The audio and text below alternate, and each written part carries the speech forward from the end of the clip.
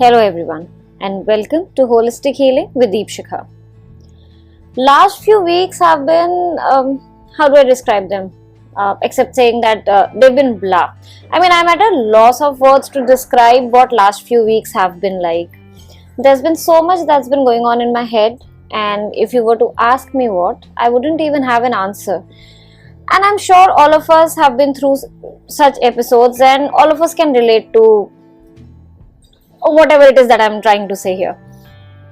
And obviously, as a result, there's been a lot of thinking and self-questioning, because isn't that the easiest thing to do?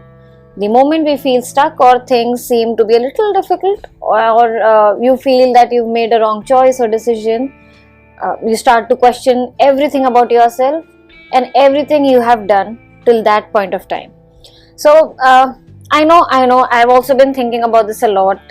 Isn't the aim of all this living in awareness and conscious living to outgrow all this? What's the point of all the self-work if we still are doing the same things?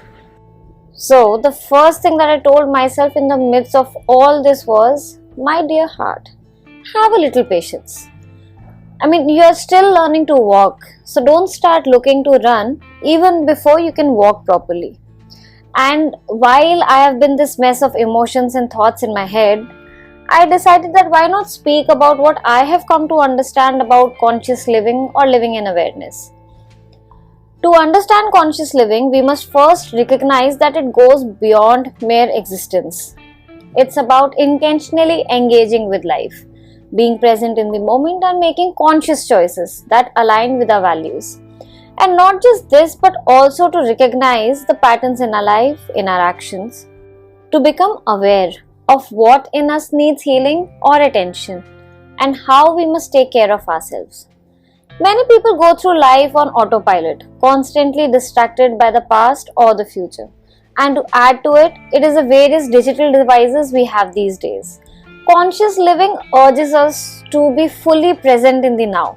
It pushes us to acknowledge what is happening to us at that moment. It takes away the urge to push the complicated and difficult parts away and keep ourselves otherwise engaged. And when we are present, we experience life in its raw, unfiltered form.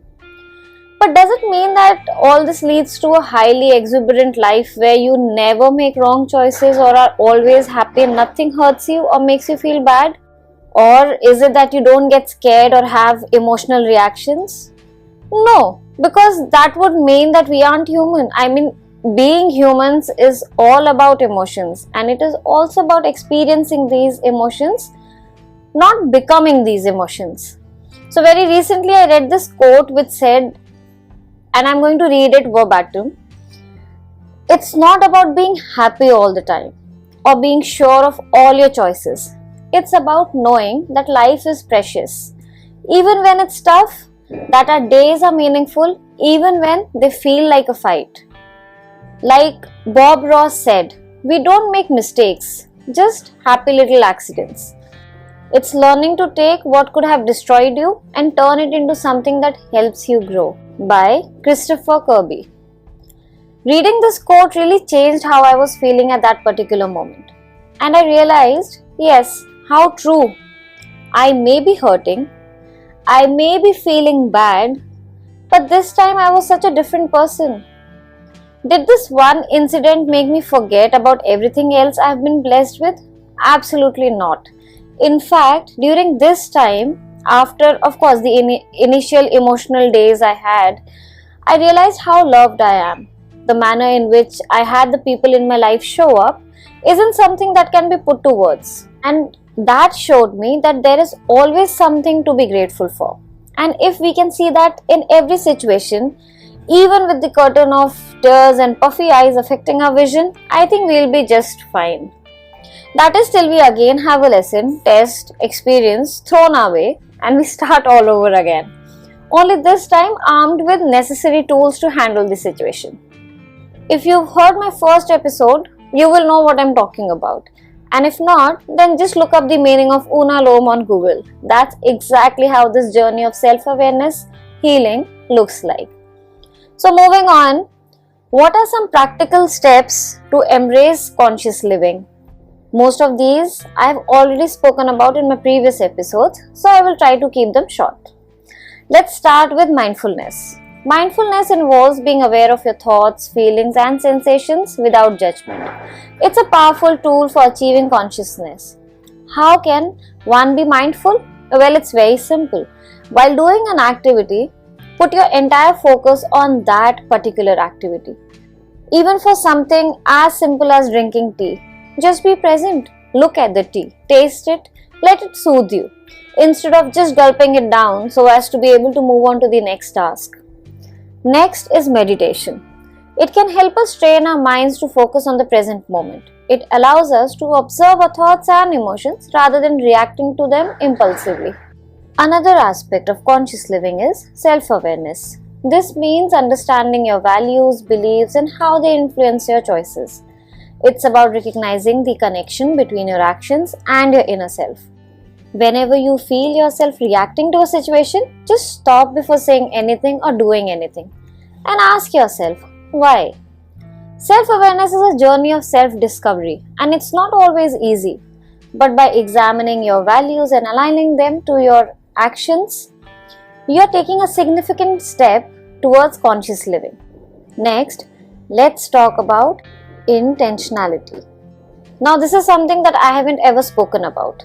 See, living in awareness means making intentional choices that reflect your values. It's about being purposeful in your actions and decisions. Very often, I've heard people cover up for their actions or words by using I am who I am, or this is how I talk, or this one is really common. I am upfront and straight with my words, but my heart is pure. And all I would like to say is that there is always a nice, non-hurtful way to convey anything and everything. If in a situation you can make that choice, or at least attempt to make that choice, then voila, you are at least aware of your thoughts. And this, I think, is a very basic example of being intentional. Being aware of the feelings and needs of others fosters a deeper connection with the world around us.